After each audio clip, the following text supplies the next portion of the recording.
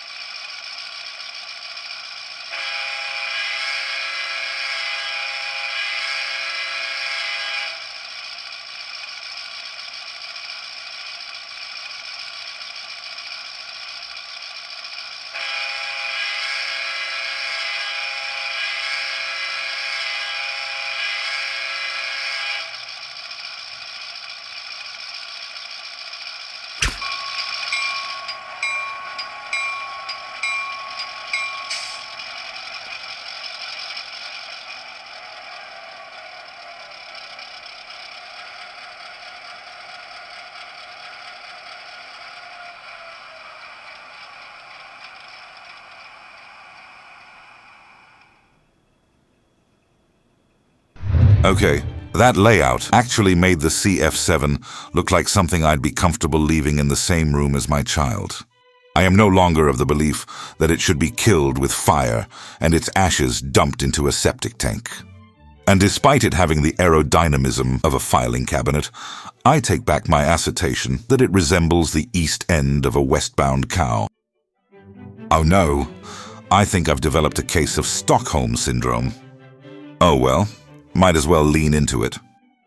While the order deadline has passed, we shall be making ample inventory.